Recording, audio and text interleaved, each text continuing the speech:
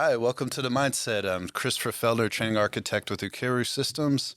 And for the first time since 2021, we have Kim Sanders.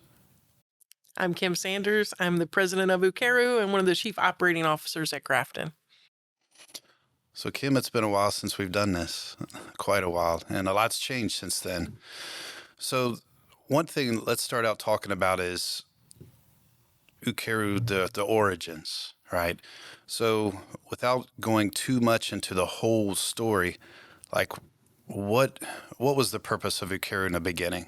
Like, what was the goal when it first Well, came it's so about? funny that you asked that because, quite honestly, Ukeru was not Ukeru in the Right. beginning. That's true. Right? When we first started, it was really because Grafton had found itself in a position of overusing restraint and seclusion, and it was sort of having some other negative impacts.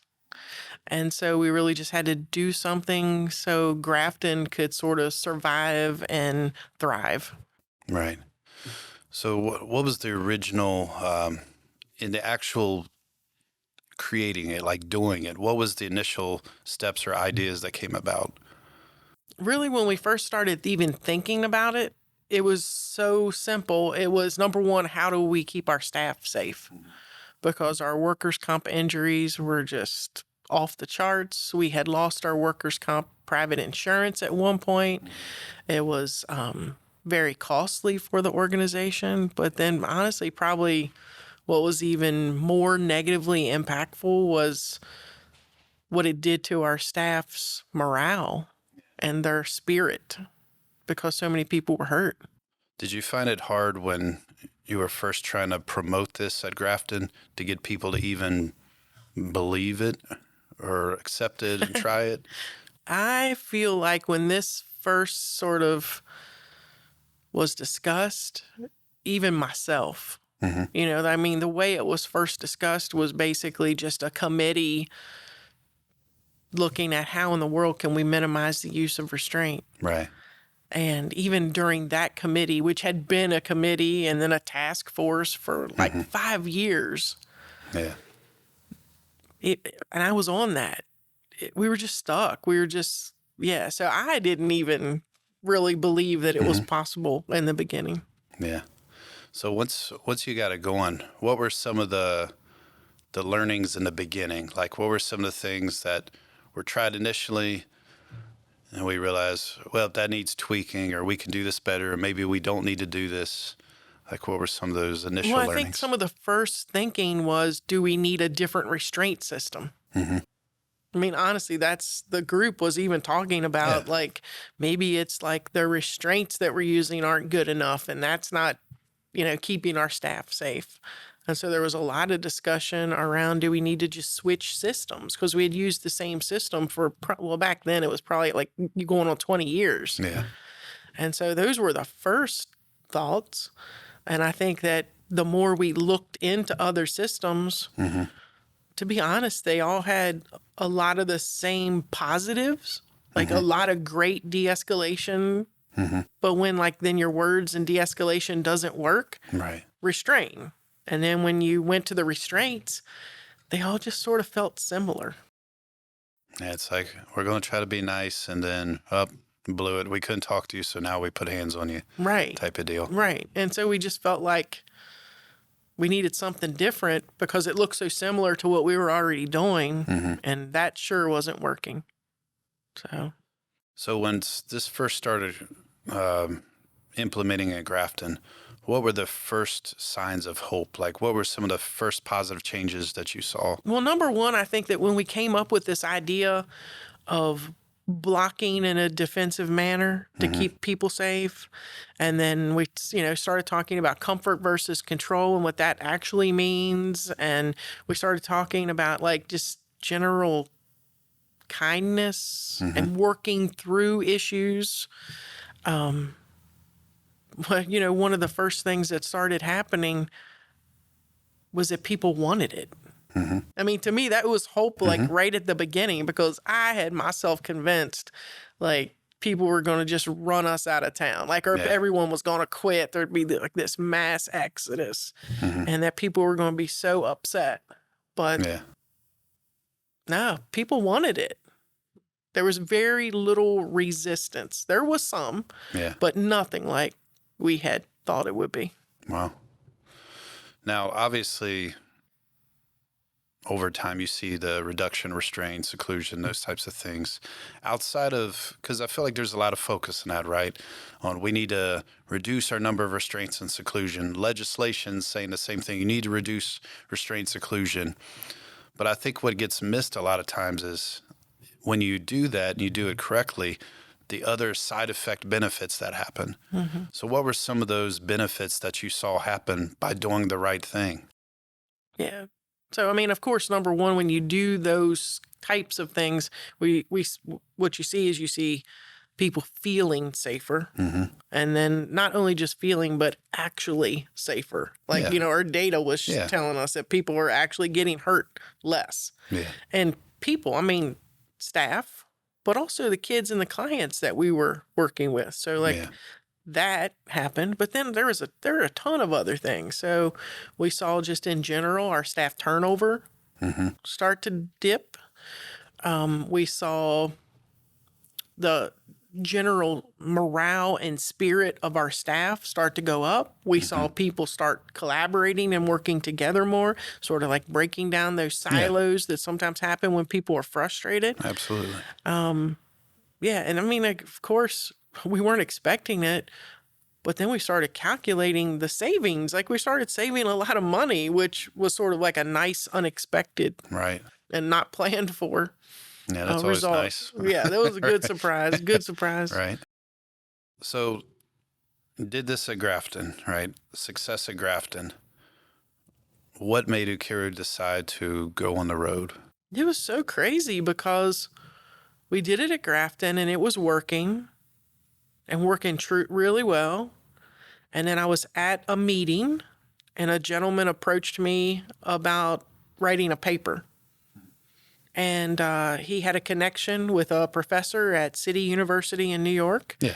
And he basically, on a piece of paper, gave me that gentleman's name, number, and said, you should call him. That he said, I'm supposed to be writing a paper for this guy, but you should take my place. Mm-hmm. Because like what you guys are doing at Grafton is like so amazing. It needs to be written.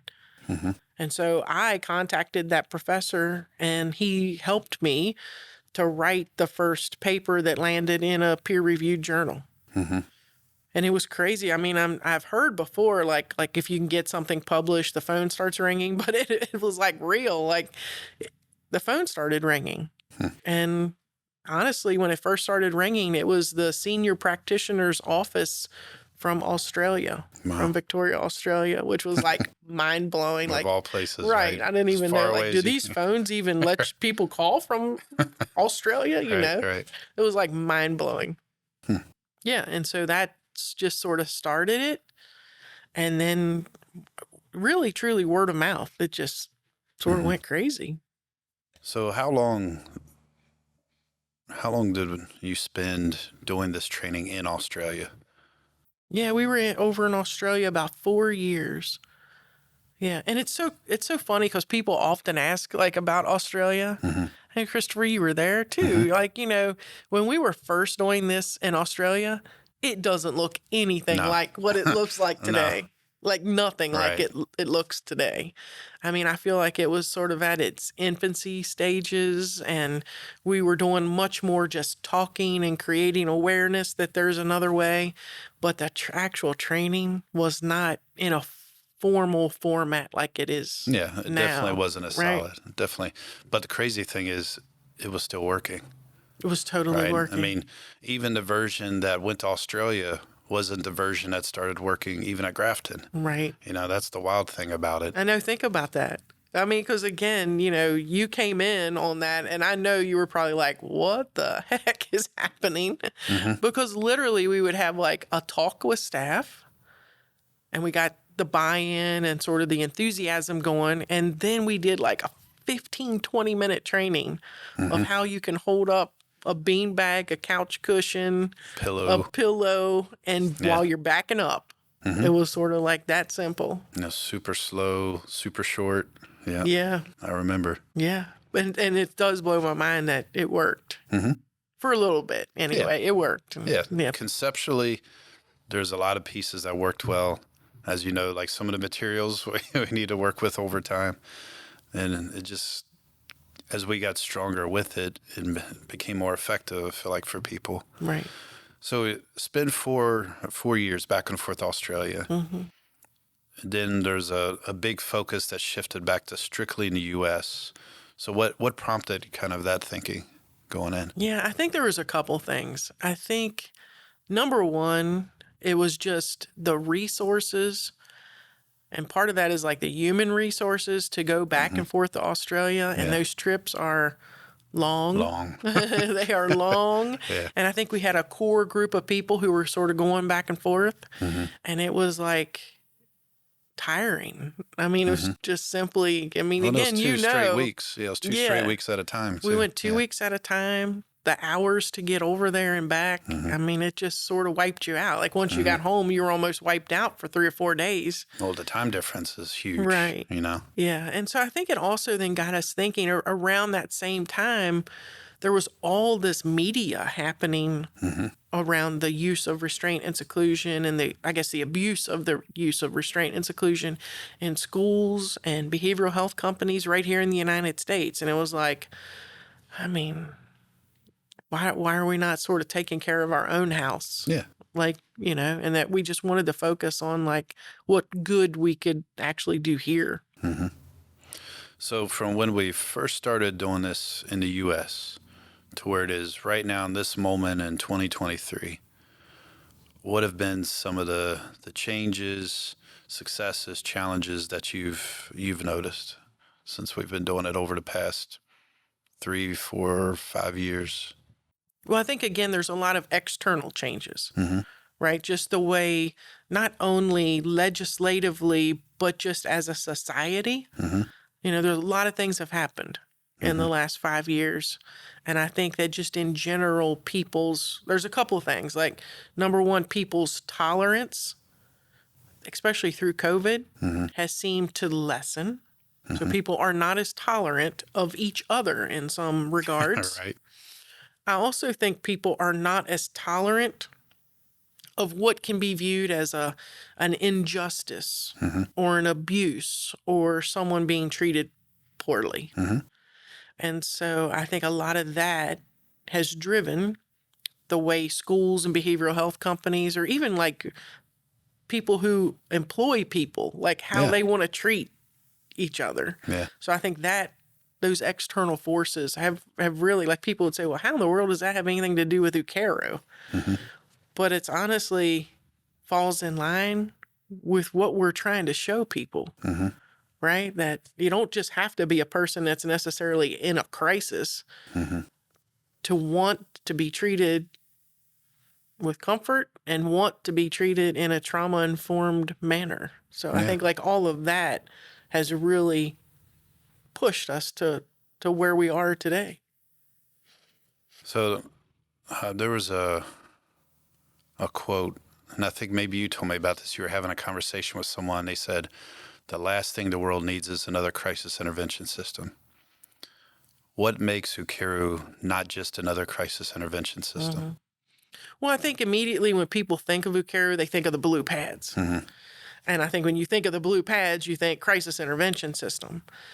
But I think it's so much more. And again, like we were just talking, it's just in general about how humans treat humans, right? And it's really, to me, it's an opportunity not just to reduce restraint and seclusion, which it will do, but it's also this opportunity to bring, this is going to sound crazy, but like to mankind, how to treat each other in a decent, more decent way. Yeah. Like, to me, it's bigger than a crisis intervention system. I mean, you've even talked about, like, it's a movement. It's a movement around tolerance and kindness and just being better humans. Well, I think there's been obvious facts and truths in existence that our field hasn't really thought about, right? One, we have to acknowledge the mistakes of the past overall, right? Taking containment mindset, which come from corrections, and putting it into education settings or treatment settings, which for me, the more I read and study up on things, I feel like that's kind of like the root to so many of our issues, and that we're trying to sift out of our systems is how do we go from, treating individuals with behavioral difficulties and such like we would someone who breaks the law, right? Mm-hmm. And how do we sift that out more and more and get truly to what these settings should be, which is helping someone with treatment, which requires kindness, right? And also help them learn, which if they don't trust you, they don't feel safe, learning's not going to happen, Right. like we talk about with the brain. So something I hear a lot in trainings from time to time, when someone's resistant to change, they'll say, well, this is pretty much the same as this, because you both talk about how would you respond to people that say it's just the same as every other? You say the same thing as everyone else. Yeah. Like, how would you respond to that? Again, I think there's many ways, right? So I think that what we're doing does not break relationships. Right. I think that's one of the biggest things that you will never, I will like argue that to my death, that you will never be able to convince me that you don't break a relationship when you restrain someone or when you take them to seclusion, right? Or let's just or when you drag them to seclusion. Right. Because I have never seen a person who is upset walk to seclusion. Because if you're going to walk seclusion, you don't need to be secluded. Exactly. Right. Exactly. Right. So I think that piece is for me, it's so important because I think so much time, and I could even talk, I often talk about myself, my own experience as a direct care staff, that I feel like my 5 years as a direct care staff, if I really am honest with myself and I look back, I spent so much time, wasted so much time in that whole building and breaking and building and breaking process. Because there was never a time that those adolescent girls that I worked with were happy with me after a restraint or after a seclusion. Yeah, They I didn't can say that as well. Yeah. Never. They were upset. They're never like, you know what? I really needed that. Yeah, Thanks thank for you chilling so me much, out. Christopher. You're I so was carrying helpful. a lot of tension, but now it's gone. Right. Right. They honestly were probably resentful, bitter, angry, and some maybe even thinking how they're going to get me back. Right. So then you had to sort of help smooth that relationship out, build that back up. And it just wastes time. Right. So, I mean, that to me is like the number one way it's different. The other thing is, even when you're blocking, we stress so much that everything you learn in the first part of the training around the philosophy and the trauma-informed care and the comfort versus control and you take that with you when you're blocking. It's not like, okay, it's a hard line, that's over, now we block. Right. It's instruction manual. Right. Right. Everything you did up to the physical is an instruction manual for how you handle situations. Right. When it's calm, this is a way to do it to try to keep it calm, or when it does spike, that it doesn't get to the height that it normally would. And when it gets physical, this is what you need before you do that, right? And this, so many times the focus is on the physical tool. Oh, sure. It's because we're scared. Yeah. This magic pill, bullet, however you want to put it, technique that will solve everything, not realizing the amount of pain and sometimes death it causes. Right. Right. Something I heard recently in a training, we were talking about comfort versus control. And this one person who works in a school setting said that I think my teachers and educators, they're going to struggle a little bit with this because when someone does something, they want their pound of flesh. True. And I was like, and those were the exact words. They want their pound of flesh. I was like, I mean, that sounds so harsh, but honestly, I could see where it would be true, where people would feel that. Because in general, sometimes I think what we forget as humans or as Americans, let's just say that, is how we just in general treat children. right? Especially if you're working with children, Yeah. that you feel like they need to be disciplined and punished. I'm the And adult. that's the Treat me pound like of, adult. You're going to respect me when I'm here. yeah, that's the pound of flesh right there. Well, it's payback, Yeah. right? How dare you say or do this? So honestly, I feel like the teaching the physical skills to people, to me, that's not even the hardest thing. It's getting through that mindset, right?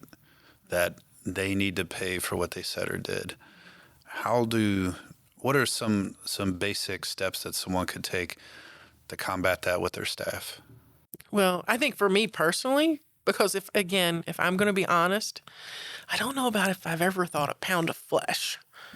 Right. But I can be honest with you and say that, I felt like they deserve some kind of consequence or, Yeah. they shouldn't be able to get away with, punching me Right. in the face or. Sure. So, I mean, I think the number one thing to try to keep in mind is, does it work? Yeah.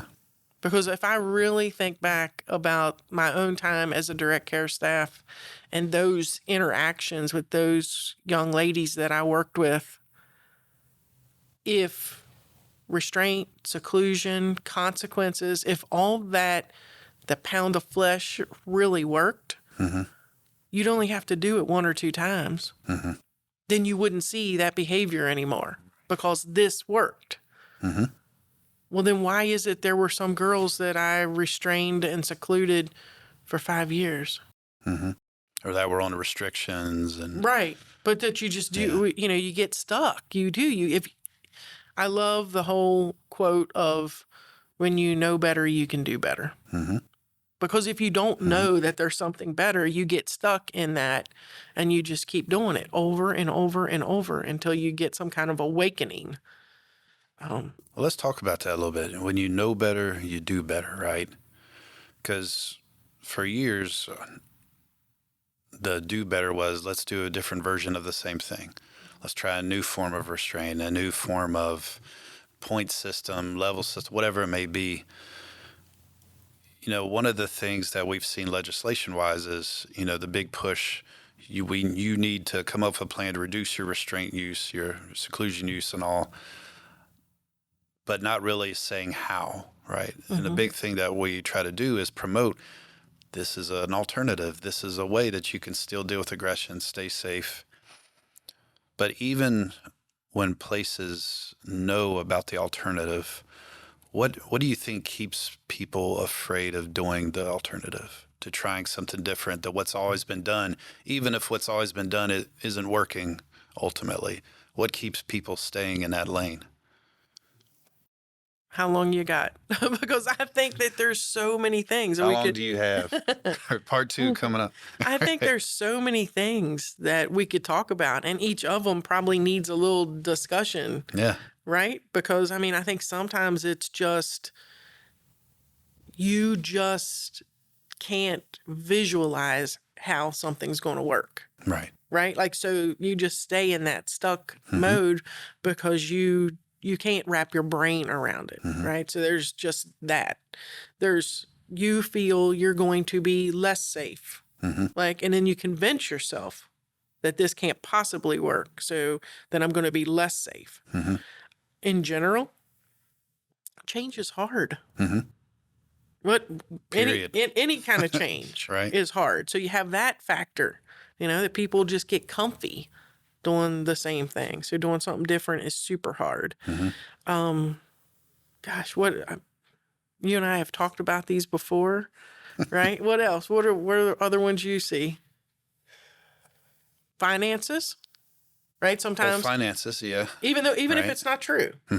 Even if it's not true, people convince themselves this is going to be more expensive, which I think with Ukeru, we've actually been able to prove that's not true. You're going to actually save a lot of money.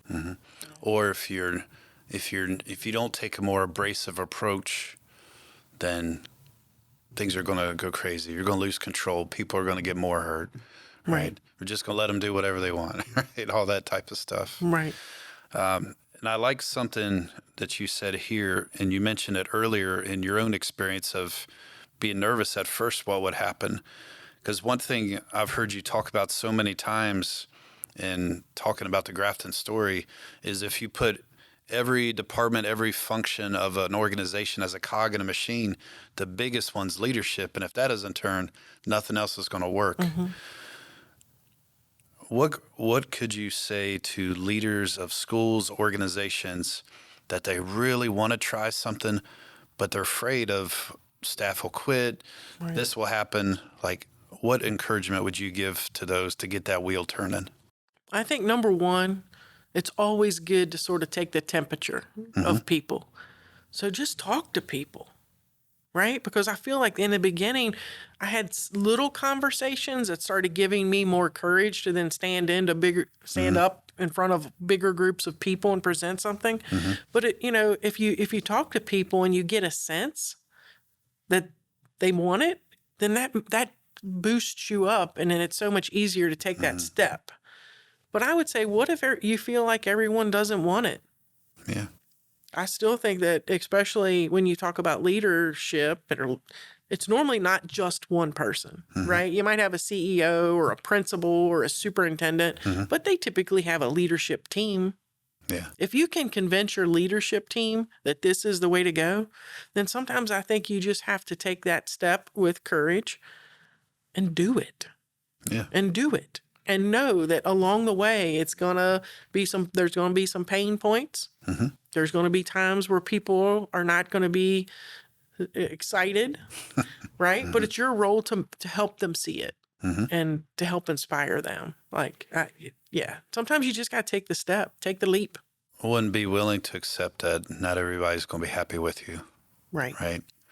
I mean, you think about any socio-political, cultural change, when it first comes out, there's always people that are like buck up against it, and some that still do when change happens. But having the fortitude to stay the course, right? Sure. I mean, sometimes I always try to think of like just in more general life things that, I always talk about like as a human race, we evolve, right? Well, as organizations, we evolve. But I mean, if you think about this, I'm trying to think, Christopher, you're younger than me, so I don't know if you. I'll be 45 in July. Yeah, you're younger. So, but I even think about when wearing a seatbelt.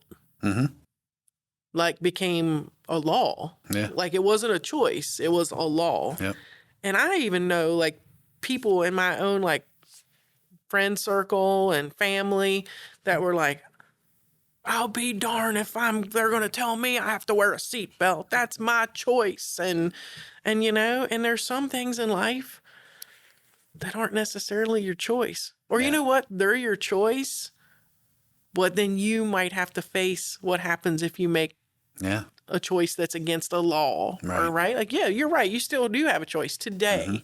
You still have a choice, but you might get a ticket if you choose to go against that. Right. I mean, to me, it's also in organizations, right? That sometimes you just have to say, no, this is what we believe and this is our philosophy, right? And normally when that happens, 95% of the people are going to be like, after some time, some explanation, some input, are going to be able to see it. And some won't. And again, that's still their choice, but then maybe your school or organization's not the best place for them. Yeah. Let's talk a minute about comfort versus control, because sometimes places will be very open to the idea of blocking aggression, but it's that tolerance and acceptance piece that comes in those difficult situations. We've heard the same stuff over the years with comfort versus control. There's going to be no consequences. We're going to let them do whatever they want. What was the one thing we heard? Inmates are going to run the asylum and all kinds of crazy stuff like that. What is comfort versus control? Like, what is it really? Goodness. It makes me sort of laugh when I think about everything that we have been through around comfort versus control. It's like such a simple concept.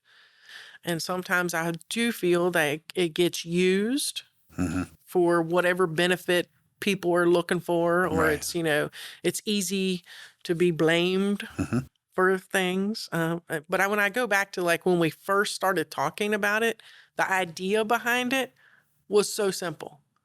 It was literally a room full of adults talking about all of us have bad days. Christopher, sometimes you have a bad day. I have a bad day.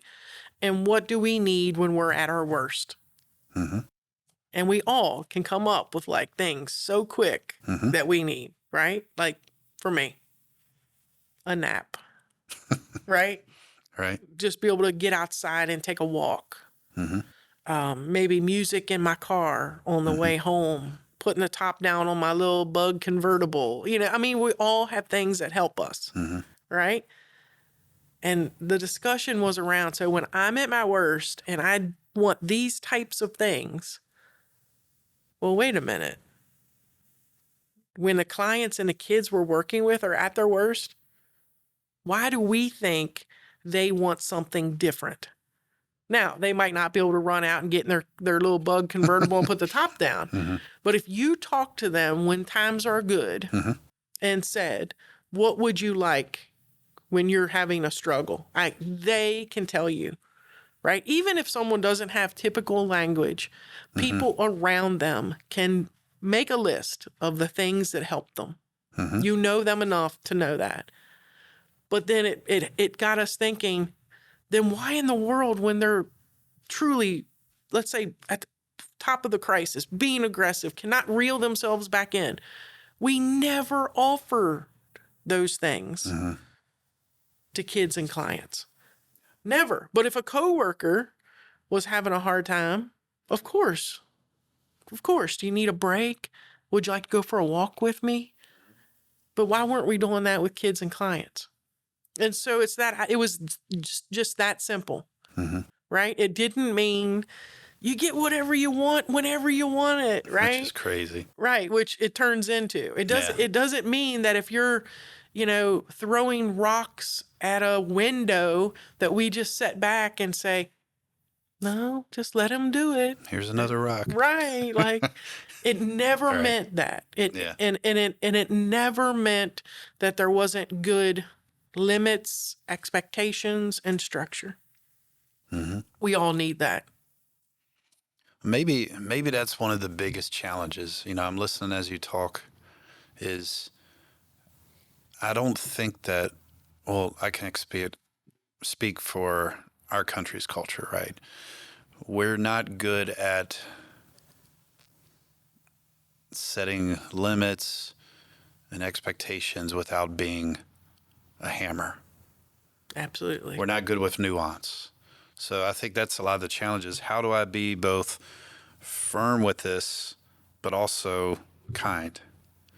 Because that's not a lot of our experiences growing up. That's not a lot of our experiences with people outside of facilities. It's pretty much either you're kind or now you're being hard, right? There's, how do you bridge that gap? Like, how can I be both kind, accepting of a person, but also setting a limit to how far this can go or what? Right. Well, and again, and you've heard me say this like a million times, that I feel so strongly about firm but fair. Clear is kind. Like, be super clear in your language. We talk in training about, your verbal and your nonverbals and how you're presenting it, that there is nothing wrong with addressing someone. It can be a client, a student, a staff. Yeah. A staff. There's nothing wrong with saying that this cannot continue, that this is what I expect of you, that this is how this is going to go in a kind way. Yeah. Right? You don't need to yell. You don't need to demean someone. You don't need to basically tear someone down in order to get that message across. And I'm convinced that you can actually do it in a way to help people grow and to sort of motivate people. And again, I think it's just comfort versus control in what we teach. We don't, not one word of what we teach is sometimes then what it's framed as. Yeah. And when I teach, when I put that slide up that says comfort versus control, I always ask people, what do you think about this slide upsets people? And some people will say the control, right? The Because word comfort. I think it's the Most word. times, I think yeah. it's the word comfort. Yeah, I'm convinced it's the word comfort because, and again, what does that say about the mindset? If you have a group of educators or a group of professionals in the behavioral health field, that they see the word comfort and that makes them growl. I mean, what does that say? That you don't feel that the people that you're working with are Yeah. worthy of Yeah. it? Do they not deserve it? Just like you and I, or Right. my Graham, or like, Yeah. I love to use your example when talking about what it looks like, comfort versus control, where you say, what if your grandmother was being served here? Like, how would you want staff to interact with her? And then what if she got upset and started saying nasty things? I throw a little spice in. I'm like, what if she bit someone, hit someone? Would you be like, I'll take her down? Right? right, No, right? You'd say, give her space, right. Or if someone walked over to her and offered her a small cup of water Right. and said, Graham, I can see that you're upset. Here, would you like a drink of water? How would you feel if then the other people around were like, don't you give her that water? She doesn't deserve that water. Going to reinforce that negative behavior. Right. Right. And most of the time when you talk about someone who's elderly, people will get upset. And they'll say, no, I wouldn't want her treated like. But sometimes that behavior, especially if you have someone who has dementia, or that behavior is the same. It can look very similar to the behaviors that we're talking about. So we've talked about the origin of Ukeru, what started as, where it's at. What is your heart of heart vision goal? Like, what would you like to see Ukeru become? I think, of course, through awareness, we want it to spread. Yeah. We truly want it, to be like this wave that, that people will see like, oh my gosh, this can keep people safe. But I also think it's gotta branch out into some other things. Right. So it's not just for kids and clients. It's got to be for everybody. Right. And so, you can talk about workforce, you can talk about community. It's got to be bigger. Well, one thing that's really grown significantly back home for us is parent trainings. Yeah, absolutely. It used to be like every once in a while you might have a family member show interest and they would stay for part of it. And now, we have a monthly training back home just for the parents. Why do you think the interest from parents has grown as much as it has? I think it's the same as in a school or in a behavioral health organization. That just in general, people don't want to have to hold their child, right? They don't want to have to restrain their child. They don't want to be in that sort of adversarial position. Yeah, and I think what people also see with Ukeru is that once everyone feels safe, you can get into that philosophy, the pieces of that we teach, and actually be super proactive and ward off behaviors before they even start. Yeah. And regardless if your child has a disability or a challenge or not, we all want that as parents. You always want to figure out ways like, how can I sort of navigate through this without a big upset happening? Yeah, because I was really thinking about this recently. Did a couple episodes back with our early intervention staff and think about what it must be like as a parent. You have a child, they've been given this diagnosis. You've maybe heard of it before, but you don't really know much else aside from the diagnoses, how to interact, how it might look different.